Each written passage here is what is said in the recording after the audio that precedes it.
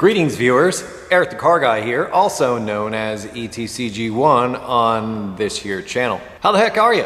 And hey, if it's your birthday, you know what's coming. Happy birthday. Here on ETCG1 we don't do repair videos, we just talk about stuff. So if you're looking for repair videos, I'll put a link in the description to the Eric the Car Guy channel. You head over there, you watch all the repair videos you want. But if you want to stick around and join the conversation, welcome aboard. My wife and daughter are big fans of the show Long Island Medium. On that show, the main character, Teresa, I think it's her name, she goes around and no matter where she goes, she runs into people and she communicates with people that have passed on. She communicates with the dead. That's why it's called Long Island Medium, and she's on Long Island.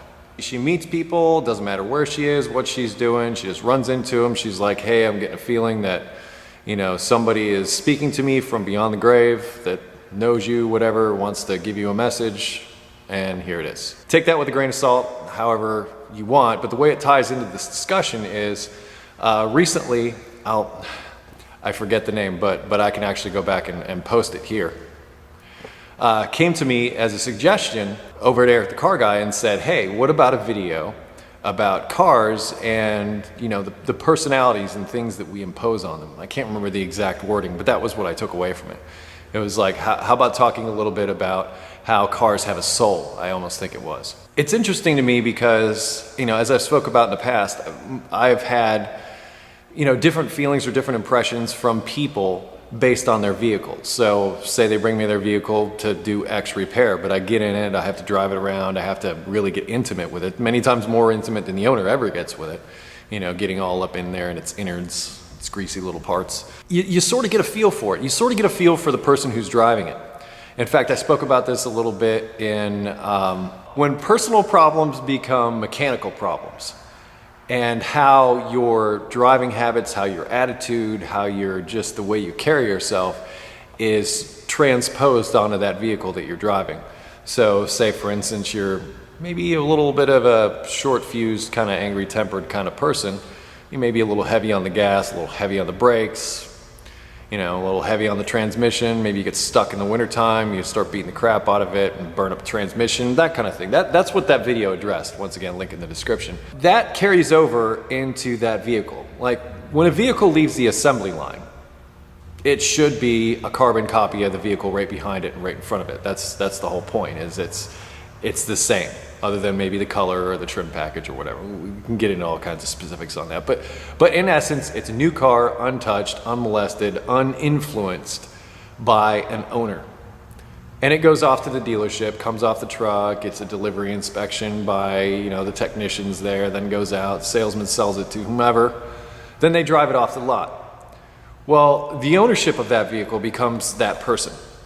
And they begin to make it their own. Maybe they get a nice sun visor or a set of seat covers or program in their favorite radio stations. I don't know what people do these days to personalize their brand new vehicles, but they do whatever it is to make it theirs. I think a part of that starts to take that person's personality, if you will.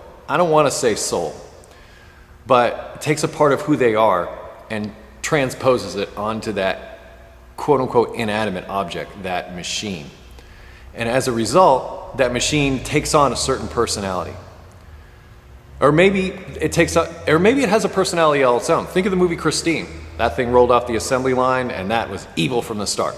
You know, of course it was a Stephen King novel, but you know, what'd you expect? But the car was evil from the start, and it was possessed by something, some demonic force. And I'm not saying that's what's happening to your vehicle, although sometimes as you're repairing it, you might feel that way when it smashes a finger, takes a tool or a socket or something like that and hides it someplace where you can't find it. Been there. So how do you feel about this? I mean, I do feel that there's something to this. I do feel as far as vehicles having a soul, I don't know if it's a soul so much as it's an imprint of the people that have either assembled it. I know a lot of times robots assemble most vehicles these days. Maybe that's why older vehicles seem to have more of a personality when it comes to these kinds of things, because the older vehicles were a lot more handmade than the vehicles are today. Vehicles today, they want consistency, they want everything to be perfect. They've got warranties and things that they need to measure up to, so the tolerances and everything are a lot different. I mean, those of you that think the cars that were made in the 60s and 70s were so great, To some degree they were, maybe by design standards, but as far as the way they were actually put together, and those of you that have worked on these vehicles know what I'm talking about. As far as the way these things were actually put together, you were lucky it was fully put together sometimes. And that's the reason why they went to robots, because people, they get tired, they're not trustworthy. But getting back to my point is those people put a little piece of themselves into that. Maybe they were having a bad day that day, they might have cranked on that bolt a little tighter, and as a result it stressed the metal in such a way to make it just slightly different than the rest. And because of that slight little difference, it gave that a certain personality, it gave that a certain something. I think in movies like Mad Max it's really evident as far as, you know, how we as humans perceive our machines and how we use our machines. You know, in that post-apocalyptic world, you've got people, you know, tying bodies to the fronts of things, or putting knives and making them dangerous, making them intimidating. I mean, that was part of the character development of that movie. Those vehicles were a part of that movie. But that speaks to my point of, you know, those souls that a vehicle might have are really imposed upon the people that interact with them. Whether it be the technician, whether it be the person that made it, whether it be the person that modified it to make it into something else. I think that really does, you know, it takes a stamp, it takes an imprint. In much the same way, I think, you know, the Long Island medium, you know, speaks to the dead, in a way. To where it's not quite something tangible that you can put your finger on, that you can measure. But at the same time, it's an impression you get, it's a feeling you get that it's there. I mean, I've had love affairs with cars. I have had actual love affairs with cars. I have been sitting outside right next to my girlfriend staring at my car for like an hour. And, you know, as crazy as that sounds, some of you out there might be able to relate. You're just sitting there, you're like, man, that's cool. You are just so hot. I have experienced this, and I feel that many of you may have experienced it as well. But at the risk of making this video too long, how about we wrap this up and I pose the question back to you. Do you feel vehicles have a soul? And if so, where do you think that soul comes from? And how do you think it gets there? Do you believe that, you know, maybe some vehicles are possessed, perhaps by demonic forces, and do crazy things? I don't know, or do things to give you a bad day, or what have you. It's hard to say, because I mean, a lot of things happen in our vehicles. Just as many things happen in our vehicles as happen just about anywhere.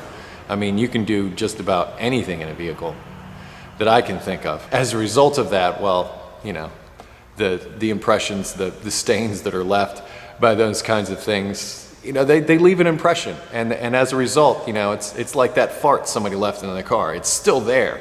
You know, even though nobody's there, it's still there. It's soaked into the fabric somewhere or something. So what are your impressions? What are your feelings? What are your thoughts on this topic of vehicles and a soul? And I apologize profusely to the person that brought that post, but once again, I'll post their name here. You're way cool for bringing this up. I love the topic, so thank you very much for that. I am Eric the Car Guy. If you have automotive questions, I would ask that you head over to ericthecarguy.com and type in a couple of keywords into that there search function, and you just might get an answer to your query. But if that's not the case, feel free to sign up for our website and forum, where you can post your automotive question to our service and repair section. It's absolutely free to sign up for. All you need is a valid email address and to respond to the confirmation email that should end up in your inbox. If not, check your spam folder, bulk folder, the usual kind of places that you look for mail that isn't there. Definitely click that confirmation link so you can complete your registration. If you wish to connect with me socially, you can do that on Google+, Facebook, and Twitter, and I close each of my videos with, be safe, have fun, stay dirty. See you next time.